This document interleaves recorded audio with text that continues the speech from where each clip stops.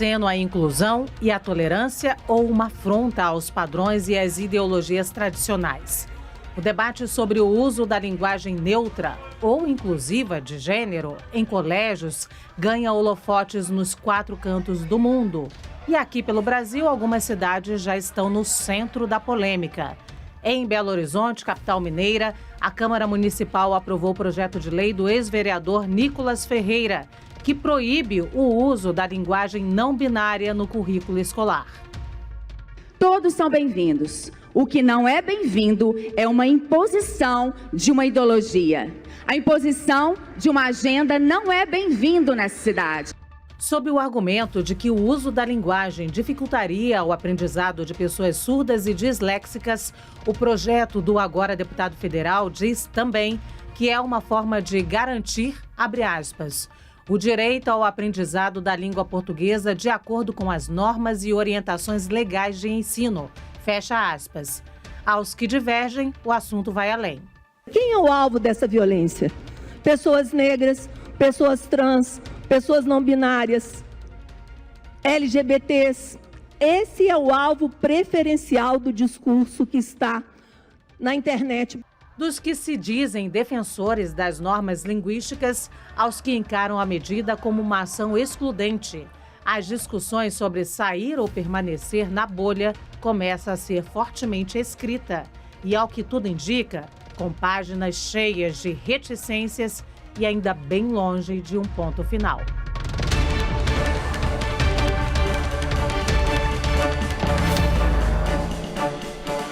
Olá, boa tarde. Seja muito bem-vinda e muito bem-vindo ao Grande Debate. Estamos ao vivo na TV pelo canal 577, no YouTube, no Prime Video e no Samsung TV Plus pelo canal 2042. O assunto que abre o grande debate de hoje não só gera polêmica, como também é preciso ser tratado com delicadeza e muito respeito. Por isso que, sem ultrapassar nosso espaço de fala, vamos, antes de tudo, explicar de maneira muito breve a linguagem neutra, ou, como muitos especialistas do tema defendem, linguagem inclusiva de gênero. Um dos princípios dessa linguagem é garantir a inclusão de pessoas que se declaram não binárias, ou seja, não se sentem identificadas nem com o gênero masculino, nem com o feminino. Na prática, a vogal temática e o artigo são substituídos, por exemplo, pela letra E, pela letra X ou também, em alguns casos, pelo arroba. Com isso, se evitaria a diferença entre os gêneros. Quem está nos assistindo, principalmente se for pelas plataformas digitais, já deve ter se deparado muitas vezes com as palavras todes, no lugar do tradicional todos ou todas. Amigues, no lugar de amigo ou amiga, e por aí vai. O assunto em torno do uso da nova linguagem já esteve, inclusive, no topo do Supremo Tribunal Federal, quando uma lei, só que a nível estadual de Rondônia, também proibia o uso em escolas da região. No caso, a Corte entendeu que a proibição de linguagem inclusiva de gênero invadia a competência da União sobre educação. Mas agora a gente pega o ITA no norte e desce aqui para o sudeste para começar nossa discussão sobre o assunto. A Câmara de Belo Horizonte aprovou uma lei que proíbe o uso da linguagem neutra em escolas públicas e privadas. A gente vai conversar com a repórter Isabelle Salemi e ela vai trazer mais informações sobre esse caso especificamente. Oi, Isabelle, boa tarde para você. Oi, Luciana, boa tarde para você e para todo mundo que está com a gente aqui no Grande Debate. Olha só, esse é um projeto de lei do ex-vereador e agora deputado federal Nicolas Ferreira e ele foi aprovado em segundo turno e proíbe ali o uso dessa linguagem padrão da língua portuguesa, não só no material didático, mas também na grade curricular como um todo, das instituições de ensino públicas e também privadas em Belo Horizonte. Mas a proposta está longe de ser unanimidade, dividiu ali opiniões no plenário. De um lado, as pessoas dizendo que sim, o ideal seria o uso do português padrão, mas de outro, as pessoas dizendo que essa proposta, esse projeto de lei é inconstitucional, excludente e também ajuda a criar uma violência maior ainda dentro das escolas. Bom, como você explicou, essa linguagem neutra é a substituição ali de algumas letrinhas, se coloca o E e em geral também o X, é o todes, que você explicou, no lugar de todos e todas. O texto garante, então, de acordo com ele, aos estudantes de Belo Horizonte que eles tenham aprendizado da língua portuguesa nas bases padrão. E também esse mesmo texto, ele tem ali sanções administrativas às instituições de ensino que não cumprirem a determinação. A partir de agora, então, esse projeto vai para a sanção do prefeito da cidade. Eu volto com vocês. Muito obrigada, Isabelle Saleme. A gente ressalta que essa decisão da Câmara de Belo Horizonte ainda precisa ser sancionada ou vetada pelo prefeito da capital mineira, Fuad Noman. Sejam os que defendem ou sejam os que são contra, a verdade é que há sempre uma ideologia por trás de tudo isso e que move essas opiniões. Eu a tenho aqui para o debate, você já sabe, Zé Eduardo Cardoso e Caio Coppola. Vou começar com o Caio. Caio, boa tarde. Para você, impedir o uso da linguagem neutra é discriminação? Olha, eu acredito que não.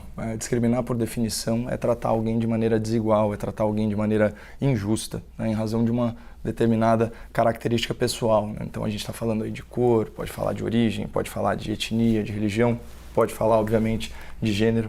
Portanto, a discussão aqui é se a língua portuguesa, na sua forma oficial, ofende a dignidade de grupos minoritários. Se a língua portuguesa, na sua forma oficial, ela reforça preconceitos, se ela prejudica o pleno exercício da cidadania.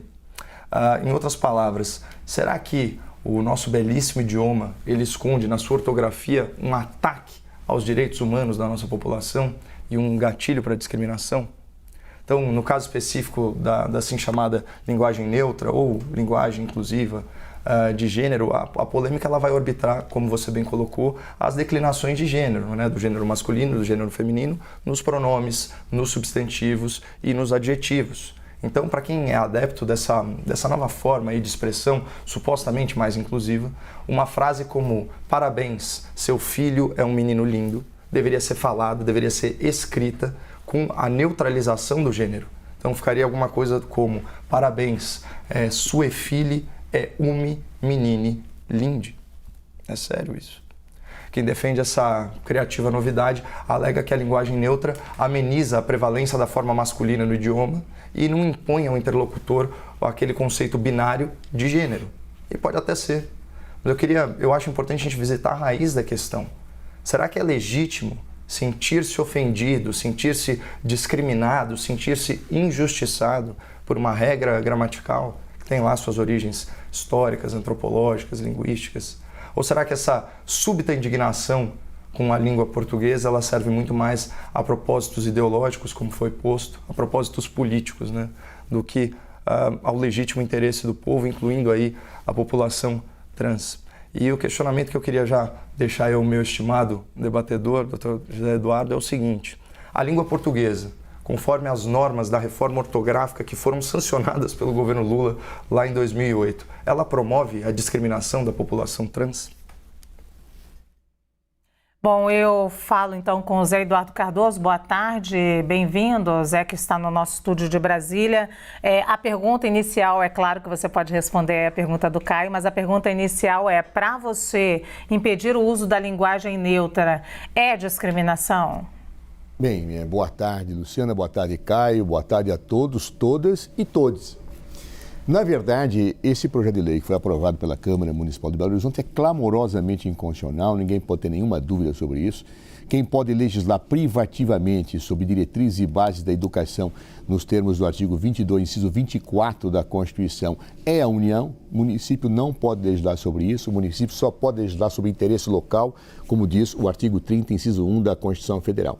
O próprio Supremo Tribunal Federal reconheceu isso num voto fantástico do ministro Edson Fachin, quando julgou inconstitucional, como foi mencionado na matéria, a lei estadual de Roraima, que justamente fazia a mesma coisa que a lei municipal prescreve. E lá o Supremo disse, em primeiro lugar, Só a União pode legislar sobre isso. O Estado não pode, portanto o município não pode. Em segundo lugar, disse literalmente o ministro Edson Fachin, essa lei viola a liberdade de aprender, ensinar, pesquisar e divulgar o pensamento, a arte e o saber. Posição do Supremo Tribunal Federal, jurisprudência já afirmada. Bem, mas vamos ao mérito. A língua nunca foi nem nunca será estática. A língua portuguesa, a inglesa, qualquer uma. Porque ela vai refletindo as formas de vida, de compreensão social. A língua tem uma forte carga ideológica e política. Dou um exemplo aos nossos telespectadores. Quando eu aprendi na faculdade, meu professor dizia: todos os homens são iguais perante a lei. Em que sentido ele usava a palavra homem? No sentido de ser humano. E homem não equivale a ser humano. Havia uma carga ideológica política na expressão homem, como sempre se usou. E gradativamente hoje a sociedade já não começa a fazer isto. Como há dose de racismo profundo em certos termos, como existe a desqualificação da mulher em certas utilizações linguísticas. E na medida em que a sociedade evolui, nós acabamos tendo uma dimensão de superação disso. A boa língua portuguesa tem que superar essa situação que efetivamente atinge as pessoas que não se localizam em relação ao seu gênero, ou seja, que estão inadequados em relação ao seu gênero. Isso é absolutamente fruto de uma evolução e de pensamento. Logo, vedar-se a discussão, o ensino, a reflexão sobre a chamada linguagem neutra é, na verdade, ignorar toda a contribuição doutrinária e de reflexão que existe a respeito desse tipo. É uma postura preconceituosa que discrimina, sim. Por que ela discrimina? Ela discrimina aqueles que não estão adequados e não se localizam em nenhum dos gêneros. O gênero não se confunde com o sexo. O gênero é a construção social da projeção biológica da pessoa.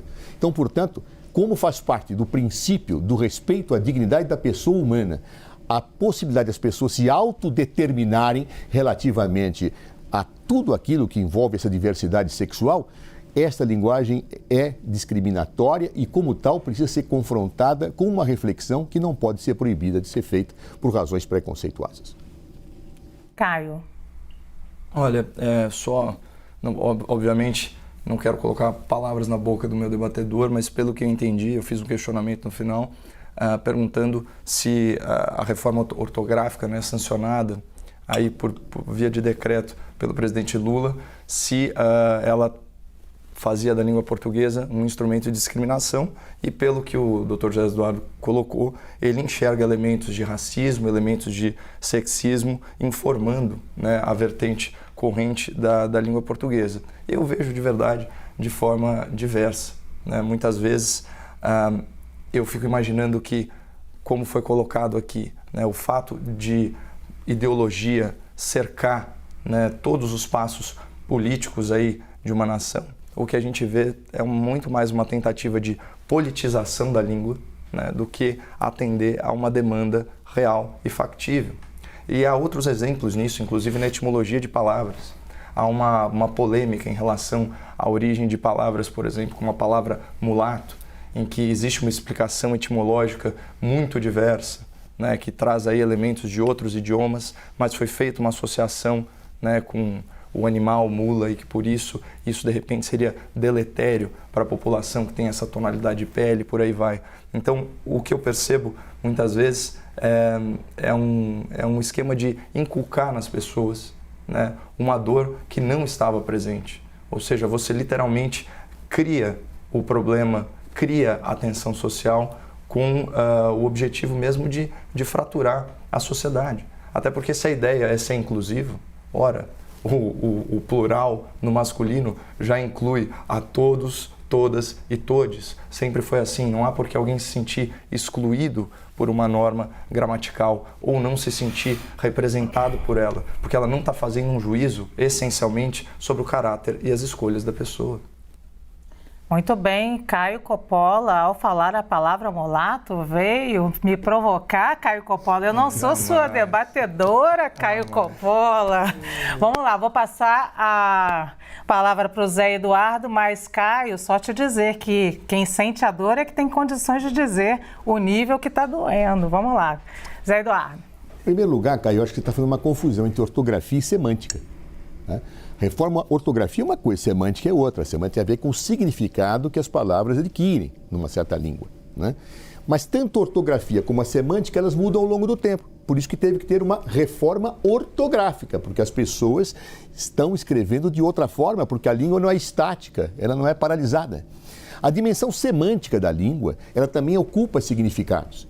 E você fazer ajustes para adequar situações em que pessoas não se localizam na dimensão binária que culturalmente foi construída, é absolutamente normal e saudável, Caio. Eu não posso, ou será que foi criada a divergência sexual? Do jeito que você falou, me deu a impressão, mas corrija isso por gentileza, se é o caso de corrigir, dá a impressão que a divergência sexual ela é estimulada, porque no fundo só existem homens e mulheres, o mesmo gênero, as mesmas tipologias. É isso não é criado, Caio. Isso é uma constatação evolutiva da percepção humana. A diversidade neste campo é inclusive reconhecida como um direito humano, Caio. Mas eu não sei se eu entendi bem, eu pediria que talvez você pudesse explicar melhor o teu ponto de vista. Não se trata disso. Se trata de fazer uma conexão entre uma norma, né, ortográfica, e sim, a gente está falando de declinação de artigos, de pronomes, a gente deu o exemplo, viu como a língua mexida, ela até soa de forma esquisita, ela contrairia aí, enfim, uma série de tradições mesmo, né, do nosso idioma. Agora, se isso realmente servisse ao princípio de tornar a vida das pessoas menos dura, tudo bem, mas eu acho que essa não é uma dor legítima, eu acho que ela foi inculcada na cabeça das pessoas por motivos ideológicos. Muito bem, Zé. Caio, a dor de alguém que é discriminado pela raça, a dor de uma mulher que é amesquinhada por ser mulher, a dor de uma pessoa que é discriminada por aspectos do não respeito à diversidade sexual, isto é humano e tem que ser respeitado e tem que ser combatido, Caio. Não pode haver situação que não combata, que não enfrente isso. E a chamada linguagem neutra, ela vem exatamente na linha de combater esse sentimento de amesquinhamento da própria diversidade humana, que é maravilhosa em todo o seu significado.